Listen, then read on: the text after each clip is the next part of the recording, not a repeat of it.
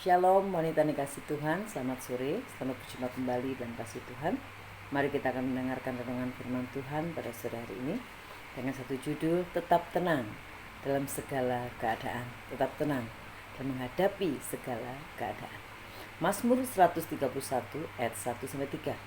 Mazmur 131 ayat 1-3. Nyanyian sejarah Daud. Tuhan, aku tidak tinggi hati dan tidak memandang dengan sombong. Aku tidak mengejar hal-hal yang terlalu besar atau hal-hal yang terlalu ajaib bagiku. Sesungguhnya aku telah menenangkan dan mendiamkan jiwaku, seperti anak yang disapih berbaring dekat ibunya. Ya, seperti anak yang disapih jiwaku dalam diriku. Berharaplah kepada Tuhan, ya Israel, dari sekarang sampai selama-lamanya. Wanita dikasih Tuhan, semua orang memerlukan ketenangan di dalam menjalani kehidupannya sehari-hari. Tetapi banyak hal yang membuat kita menjadi tidak tenang karena pergumulan hidup, karena persoalan yang seringkali datang dalam kehidupan kita tanpa kita inginkan terjadi dalam kehidupan kita. Tapi firman Tuhan tetap menuntun kita. Tuhan menolong kita supaya kita tetap menjalaninya dengan penuh ketenangan, karena firman Tuhan menjamin ketenangan itu. Dari pembelajaran ayat yang kita baca hari ini adalah bagaimana kita dapat menikmati ketenangan dalam menghadapi segala keadaan atau segala sesuatu. Yang pertama, yaitu tidak tinggi hati, tidak memandang dengan sombong segala persoalan atau segala keberhasilan orang lain. Di sini dikatakan kita akan belajar rendah hati dan hidup sederhana, tidak menginginkan hal-hal yang terlalu besar yang melampaui kekuatan kita, kemampuan kita. Belajar rendah hati dan hidup sederhana. Bagaimana kita membangun hubungan dengan Tuhan. Kita belajar rendah hati, belajar sabar, belajar setia dan taat seperti Ayub. Ketika menghadapi pencobaan ujian, Ayub tetap bertahan di dalamnya.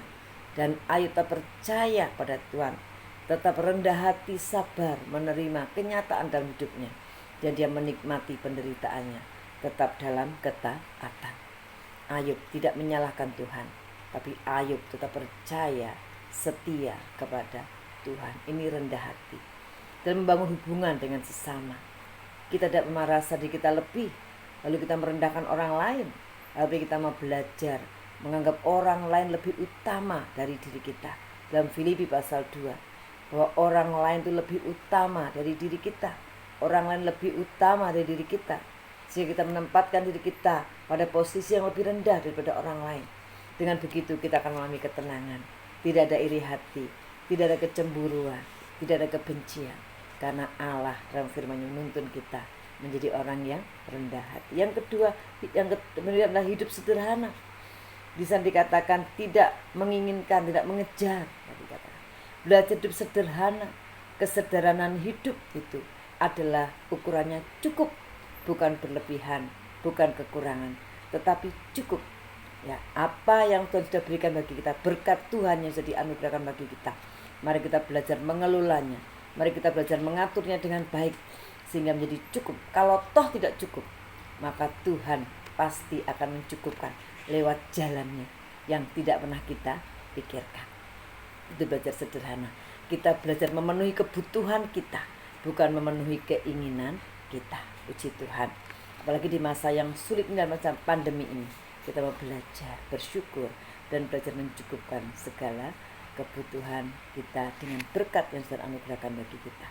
Yang kedua, belajar bersandar, berserah dan percaya pada Tuhan seperti bayi. Ya, tadi dalam ayat yang kedua, menenangkan, mendiamkan jiwanya seperti seorang anak yang berbaring dekat ibu. Jadi di sini belajar seperti seorang bayi yang menyerahkan seluruh hidupnya ke tangan, ke pangkuan ibunya. Ya, dia pasti disusui, dia akan kenyang ketika seorang bayi dekat di dada ibunya. Ya, itu adalah gambaran jiwa kita. Ketika kita dekat dengan Tuhan, dalam dekapan Tuhan, kita akan mengalami ketenangan, karena dipastikan kita akan kenyang ketika kita dekat dengan Tuhan. Dalam Mazmur 62 disana dikatakan, hanya dekat Allah saja aku tenang, daripadanya lah keselamatanku. Bagaimana kita praktek nyata belajar bersandar, berserah, percaya pada Tuhan, yaitu segala sesuatu kita andalkan, bahwa kita berdoa dan berdoa, menyerahkan segala sesuatu apa yang kita inginkan. Berdoa bukan dipaksakan, tapi berdoa dengan ucapan syukur, dengan permohonan kepada Tuhan. Itu adalah belajar bersandar, berserah, percaya seperti seorang bayi. Yang ketiga, belajar berharap pada Tuhan. Ya, berharap, menginginkan supaya segala sesuatu terjadi atas kita, menginginkan supaya keinginan kita terwujud.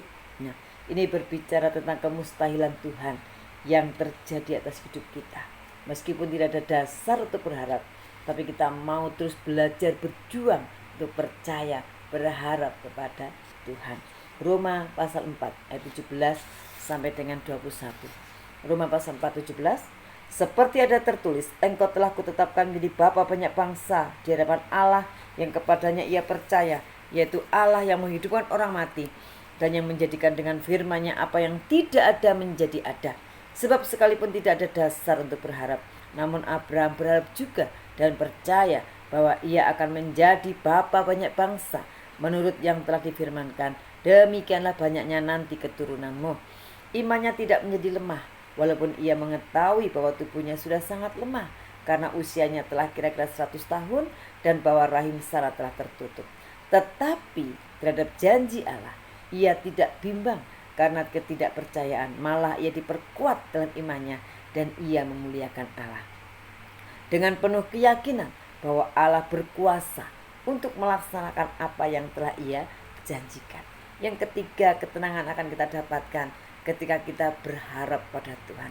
Meskipun tidak ada dasar untuk berharap seperti Abraham, tapi dia percaya, dia tetap berharap pada Tuhan, bahwa Tuhan sanggup melakukan segala perkara yang tidak ada menjadi ada. Ya, yang tidak menjadi ada. Ya, bagi kita mustahil, tapi bagi Tuhan tidak ada yang mustahil. Mungkin hari ini kita mengalami sesuatu persoalan, permasalahan keluarga, rumah tangga, pekerjaan, sakit penyakit, apapun itu. Ya, kita melihat fakta, kenyataan itu sangat menyakitkan, menyedihkan, seperti tidak ada harapan. Tapi mari kita belajar percaya, melihat kemuliaan Tuhan seperti Bapak Abraham. Dia terus belajar memandang pada Tuhan, bahwa dia berkuasa untuk melaksanakan apa yang telah ia janjikan. Tuhan berkuasa menyembuhkan, memulihkan, mengangkat setiap kehidupan kita.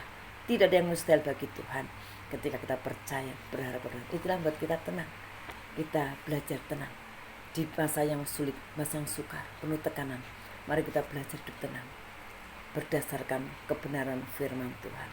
Mari kita belajar untuk yang pertama tadi, rendah hati, hidup sederhana, belajar berserah, menyerahkan hidup kepada Tuhan, sehingga Tuhan yang ambil alih kehidupan kita, persoalan kita, dan kita hanya menyerah kepada Tuhan.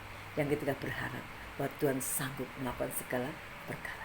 Puji nama Tuhan, mari kita menikmati ketenangan bersama dengan Tuhan, karena hanya Tuhan yang berkuasa, yang sanggup menolong kehidupan kita. Puji Tuhan, salam sehat untuk kasih Tuhan. Tuhan Yesus memberkati. Shalom.